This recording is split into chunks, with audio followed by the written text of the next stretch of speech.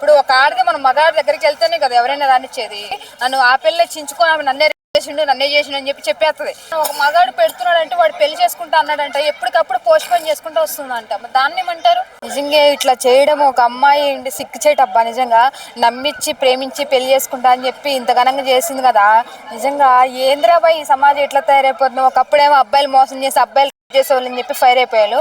ఇప్పుడు అమ్మాయిలే ఇట్లా చేస్తుంటే పాపం వాడు ఎంత మొగలు కష్టపడి సాఫ్ట్వేర్ అట, వాడికి ఎన్ని టెన్షన్లో, వాడికంటే ఫ్యామిలీ ఉంటుంది కదా. ఇంత టార్చర్ పెట్టి ఇంత డబ్బులు వసూలు చేయడం అనేది చాలా ఘోరం. అమ్మాయి కాల్ రికార్డ్స్ కూడా బయటపడ్డాయి అమ్మాయి తప్పైందని. నిజంగా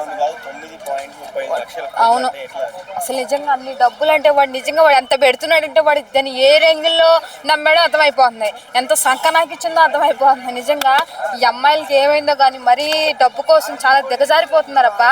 కాబట్టి ప్రతి ఒక్కరికి చెప్తున్నా, మీరు సిన్సియర్గా లవ్ చేస్తే లవ్ చేయండి రబ్బా. ఈ అబ్బాయిలు అంతే, ఈ అబ్బాయిలు కూడా అంతే. అమ్మాయిలు తప్పనట్లేదు, అబ్బాయిలు కూడా తప్పే.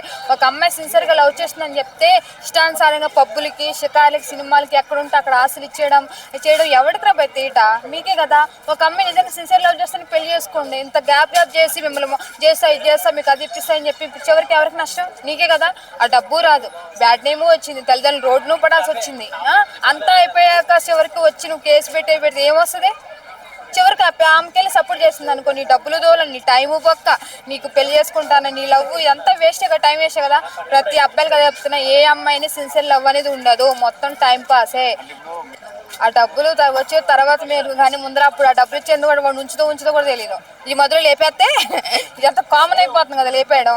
ఆ డబ్బులు ఇచ్చి తర్వాత సంగతి కానీ కొంచెం దయచేసి ఇప్పటికైనా చెప్తున్నా, అశురెడ్డి గారు అంతమంది అశురెడ్డిలు చాలా మంది ఉన్నారు బయట. కాబట్టి ఎవరిని చూసి మోసపోకండి. ఆ అశురెడ్డి కేసుకి ఇప్పటికైనా దయచేసి ఉంటే ఆ పిల్లోడికి ఏమైనా న్యాయం జరిగితే పెళ్ళేం వద్దులే కానీ జస్ట్ న్యాయం చేస్తే ఎంత ఖర్చు పెట్టాడో కొంచెం ఆఫేని ఇప్పిస్తే కొంచెం వాళ్ళ ఫ్యామిలీ అంటే బతుకుతుంది కదా. అమ్మాయిలు దరిద్రం అయిపోయారు. మరి అమ్మాయికి వెళ్ళి సపోర్టాలు ఉన్నాను, నీ న్యాయాలు ఉన్నాను కాబట్టి కంపల్సరీ నన్ను ఆ పిల్లే చించుకొని ఆమె నన్నే చేసిండు అని చెప్పేస్తుంది. ఏ న్యాయమైనా ఏ పోలీసు వాళ్ళు ఎవరైనా అమ్మాయికే సపోర్ట్ చేస్తుంది కదా. ఆమె అంత గట్టిగా పర్టికులర్గా చెబుతుందంటే అంతే. కాబట్టి ఏం చేయలేమబ్బా. ఆ అబ్బాయి ఒక విషయం చెప్పిన, ఒక మగాడు పెడుతున్నాడు అంటే వాడు పెళ్లి చేసుకుంటా అన్నాడంట, ఎప్పటికప్పుడు పోస్ట్ పోన్ చేసుకుంటూ వస్తుందంట. దాన్ని ఏమంటారు? అది నార్మల్గా ఇష్టం లేనట్టే కదా. పెళ్లి చేసుకున్న అమ్మాయి అబ్బాయి అడుగుతుంటే నీకు ఎందుకు ఇష్టం లేకుండా నువ్వు ఎందుకు ఇన్ని రోజులు లివింగ్ ఇష్టం ఎందుకు మెయింటైన్ చేసావు? నీకు ఇష్టం లేక డబ్బు వచ్చిన రోజులు ఉన్నావు, అయిపోయింది. ఇష్టం లేని చెప్పి వెళ్ళిపోయావు, వాడిది తప్పు కాదు కదా. ఇప్పుడు ఒక ఆడది మన మగాడి దగ్గరికి వెళ్తేనే కదా ఎవరైనా రానిచ్చేది. కాబట్టి ఆ అబ్బాయిది ఏం తప్పు లేదు, ఈ అష్యూరెడ్దే ఉంది.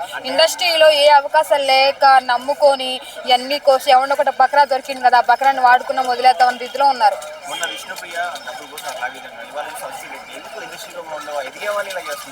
ఏ సినిమా ఛాన్స్ లేక, ఏం చేయాలో అర్థం కాక, డబ్బు లేక, ఏమీ లేక, బయట జాబులు ఏం చేసుకోలేక ఇండస్ట్రీని నమ్ముకొని, కాబట్టి ఏం చేయాలో అర్థం కాక డబ్బు డబ్బు డబ్బు డబ్బు అని చచ్చిపోతున్నారు జనాలు.